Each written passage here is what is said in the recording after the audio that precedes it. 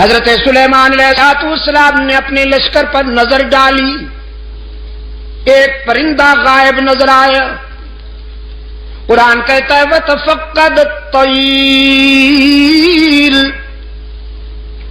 فَقَالَ مَا لِي لَا أَرَى الْهُدْهُدَ أَمْ كَانَ مِنَ الْغَائِبِينَ۔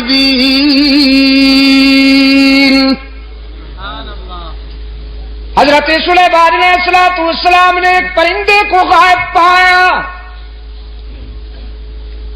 فرمانے لگے کیا بات ہے، مجھے ہدہد نظر نہیں آ رہا، ذرا دیکھو لشکر کے کسی کونے میں چھپا بیٹھا ہے یا پھر میری اجازت کے بغیر کہیں چلا گیا ہے، تلاش کرو۔ یہ ہدہد جانتے ہیں آپ؟ جی کیا فرمایا؟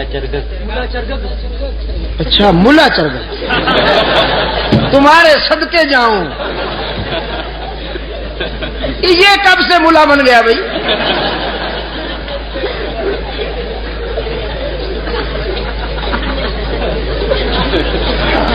اور آپ کو یہ اتھارٹی کس نے دی ہے کہ جس پرندے کے بھی ذرا بال ادھر ادھر ہو جائیں آپ اس پہ ملا کا ٹائٹل فٹ کر دیں؟ یار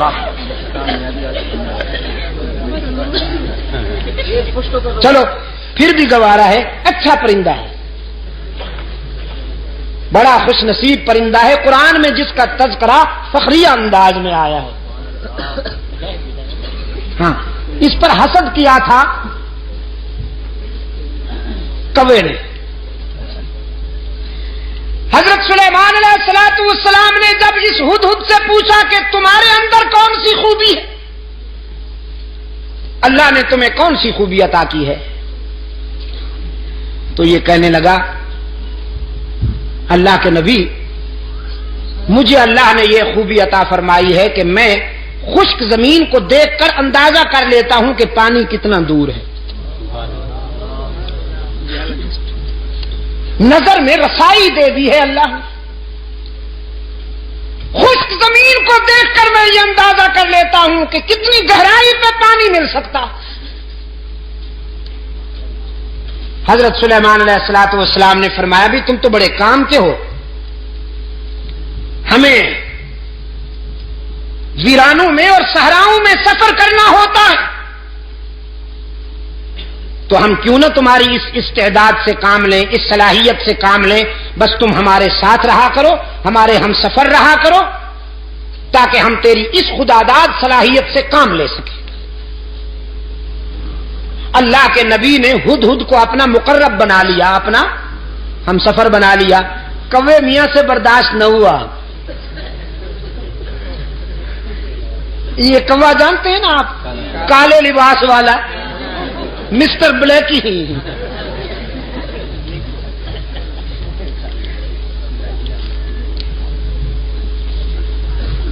اس جنس سے ایسے فیصلے برداشت نہیں ہوا کرتے۔ اللہ کے رسول صلی اللہ علیہ وسلم نے صدیق اکبر کو اپنے پہلو میں سلا لیا، کبو کو برداشت ہوا نہیں ہوا، بڑی سخت تکلیف ہے بیچاروں کو۔ استغاثہ دائر کر دیا کوے نے ہدہد کے خلاف، اسکینڈل بنا لیا بدبخت نے، کہنے لگا واہ جی واہ، یہ کہتا ہے کہ میں خشک زمین دیکھ کر اندازہ کر لیتا ہوں کہ پانی کتنا دور ہوگا، بالکل غلط ہے۔ میں نے کئی مرتبہ دیکھا ہے کہ یہ جال میں پھنسا ہوا پھڑک رہا ہوتا ہے، اگر اس کی نظر میں اتنی رسائی ہے کہ یہ خشک زمین دیکھ کر پانی کی گہرائی معلوم کر لیتا ہے تو جال کو کیوں نہیں دیکھ لیتا، اس میں پھنس کیوں جاتا ہے؟ عیار تو بڑے ہوتے ہیں نا، یہ لفاظ اور لسان تو بڑے ہوتے ہیں۔ اس انداز خطابت میں استغاثہ دائر کیا کہ سننے والے بھی متاثر ہوئے، کہنے لگے جی بالکل ٹھیک ہے، یہ تو بات واقعی تفصیل طلب ہے، وضاحت طلب ہے کہ اگر ہدہد پانی کی گہرائی کو دیکھ لیتا ہے تو زمین کے اوپر جو جال تنا ہوا ہوتا ہے اس کو کیوں نہیں دیکھ لیتا؟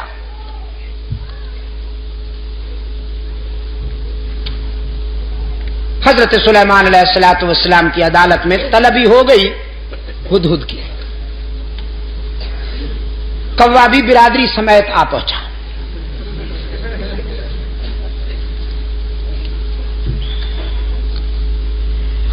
حضرت سلیمان علیہ الصلوۃ والسلام نے کوے سے کہا اپنا استغاثہ بیان کرو.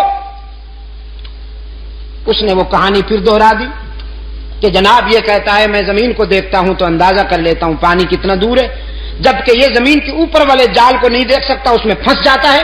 تو اس کا یہ دعویٰ غلط ہے، خلافت اس کو نہیں ہمیں ملنی چاہیے.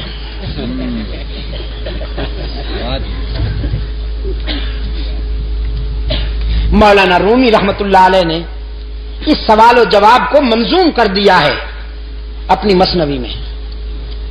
مجھے افسوس ہے کہ وہ پوری تو مجھے نہیں آتی، ایک دو شعر حافظے میں رہ گئے ہیں، وہ عرض کر دیتا ہوں. ہدہد نے جب کوے کا استغاثہ سنا تو مسکرا دیا. فرمایا زاغقو از حکم مولا منکرست، زاغقو کیوں زاغقو از حکم مولا منکرست، صد ہزاراں عقل دارد کافرست. یہ کوا جو لفاظی کرتے ہوئے میرے خلاف استغاثہ لایا ہے، اصل میں یہ میری صلاحیت کا منکر نہیں، اللہ کی تقدیر کا باغی ہے. وہ جو جال تنا ہوا ہوتا ہے جس میں میں پھنس جاتا ہوں، وہ میری نظر کی کمزوری نہیں ہوتی، تقدیر کی بالا دستی ہوتی ہے. من ببینم دام را اندر ہوا، من ببینم دام را، میں ہوا کی اڑانوں میں جال کو دیکھ سکتا ہوں، لیکن تقدیر کی بالا دستی میرے شعور پہ پردے ڈال دیتی ہے. دیکھتا تو ہوں لیکن سمجھ نہیں پاتا، بالآخر جال میں پھنس جاتا ہوں. وہ میری نظر کی کمزوری نہیں ہوتی، اللہ کی تقدیر کا فیصلہ ہوتا ہے. سلیمان علیہ السلام نے فرمایا اخرج انک رجیم، دفعہ نکل جا، بکواس کی ہے تو نے. اللہ نے جب یہ استعداد عطا کی ہے تو تجھ سے برداشت کیوں نہیں ہوتی؟ کوے نے کہا جی جاتے ہیں، ناراض کیوں ہوتے ہیں؟ جاتے ہیں ناراض کیوں ہوتے ہیں؟ نکل جاؤ نا. جاتے ہیں جی.